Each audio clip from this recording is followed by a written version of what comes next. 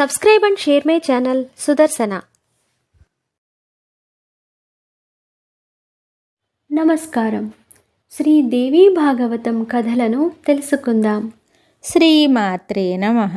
శ్రీ గురుభ్యో నమః. శ్రీమద్దేవి భాగవతము 7వ స్కందము. సత్యవ్రతునకు త్రిశంకుడను పేరు కలుగుటకు కారణము. భగవతి కృప వలన సత్యవ్రతునకు శాప విముక్తి కలుగుట. వ్యాసుడు చెప్తున్నాడు, రాజా, మహారాజగు మాంధాత సత్యప్రతిజ్ఞుడు చక్రవర్తి సకల భూమండలమునందు తన విజయ పతాకమును ఎగురవేసి రెపరెపలాడించెను. దొంగలు దోపిడీదారులు అతని వలన భయంతో కొండగుహలయందు దాగి ఉన్నారు. ఇంద్రుడు దానిని పురస్కరించుకొని అతనికి త్రసద్దస్యుడు అని పేరు పెట్టాడు. మాంధాత ధర్మపత్ని విందుమతి. ఈమె శశివిందుని ప్రియపుత్రిక, పతివ్రత, పరమ సౌందర్యవతి, సకల శుభలక్షణ సమన్వితయ్యి ఉండెను. రాజా, మాంధాత విందుమతి గర్భము నుండి 2 కుమారులను పొందెను. ఒక కుమారుడు పురుకుత్సుడు అను పేరుతో ప్రసిద్ధి చెందెను. 2వ వాని పేరు ముచుకుందుడు. పురుకుత్సునకు పరమధార్మికుడైన అరణ్యకుడను కుమారుడు జన్మించాడు. ఆ రాజకుమారుడు మిక్కిలి పితృభక్తి కలవాడు. అతని కుమారుని పేరు బృహదస్వుడు. బృహదస్వుడు ధర్మాత్ముడు. అతనికి పరమార్థము నెరిగిన హరియక్షుడను పుత్రుడు కలిగాడు. హరియక్షునకు త్రిధన్వుడు, అతనికి అరుణుడు ఉదయించారు. అరుణునకు సత్యవ్రతుడను పేరుతో ప్రసిద్ధి చెందిన పుత్రుడు కలిగాడు. అతని వద్ద ఎన్నడును తరగని సంపద ఉంది. అతడు స్వేచ్ఛాచారి, కాముకుడు, మూర్ఖుడు, అత్యంత లోభి అయి ఉండెను.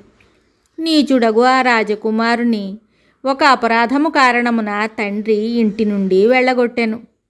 తరువాత ఇతరేతర అపరాధముల కారణమున వశిష్ఠుడతనికి భూమండలమున నీవు త్రిశంకుడను పేరుతో ప్రసిద్ధి చెందుదువు, సమస్త ప్రాణులకు నీ పైశాచిక రూపమునే దర్శింపచేయుదువు అని శాపమిచ్చాడు.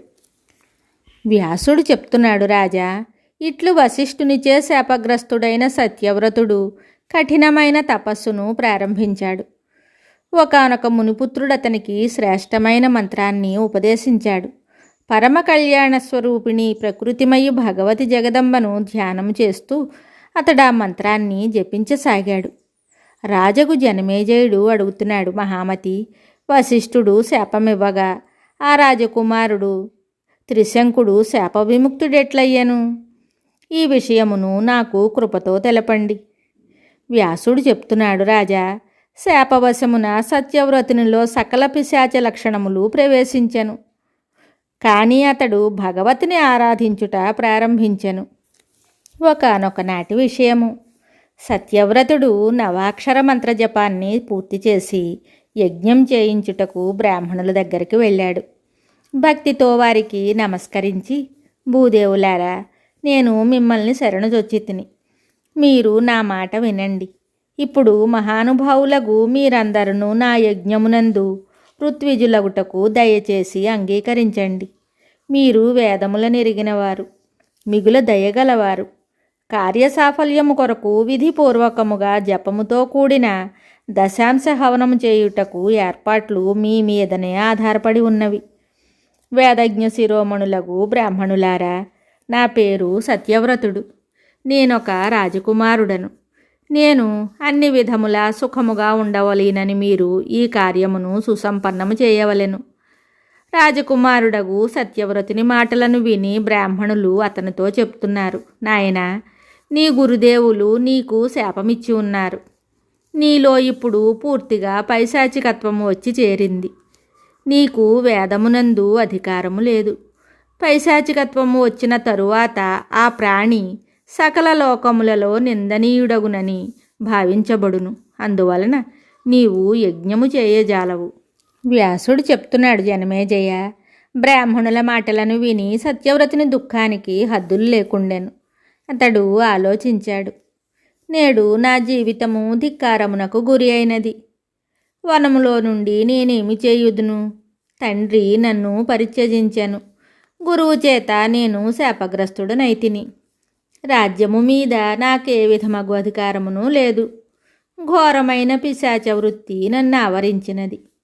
ఈ పరిస్థితిలో నేనేమి చేయగలను? ఇట్లు విచారించి రాజకుమారుడు కర్రలను ప్రోగు చేసి ఒక పెద్ద చితిని తయారు చేశాను. భగవతి జగదమ్మను స్మరిస్తూ ఆ చితియందు ప్రవేశించుటకు ఆలోచింపసాగాను.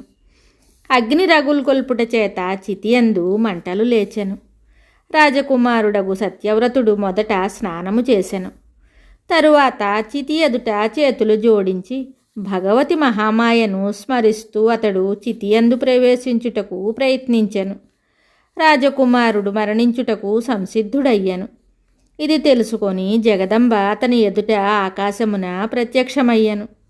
మహారాజా, అప్పుడు భగవతి జగదంబ సింహవాహనమున విరాజిల్లుచుండెను. ఆమె రాజకుమారుడకు సత్యవ్రతునకు దర్శనమిచ్చెను. మేఘ గంభీర స్వరముతో ఇట్లు చెప్పెను.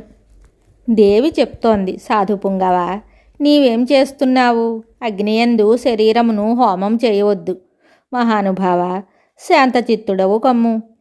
ఇప్పుడు మీ తండ్రి వృద్ధుడై ఉన్నాడు. ఆయన నీకు రాజ్యమును అప్పగించి వనములకు వెళ్ళదలుచుకున్నాడు. రాజా, దుఃఖమును పొందకము.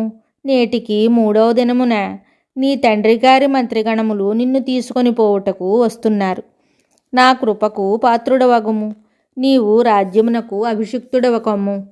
దీని తరువాత కోరికలు లేని నీ తండ్రి బ్రహ్మలోకమునకు వెళ్ళిపోవును. ఇది నిశ్చితము. వ్యాసుడు చెప్తున్నాడు రాజా. ఇట్లు సత్యవ్రతునితో చెప్పి భగవతి అచ్చటనే అంతర్ధానమయ్యను.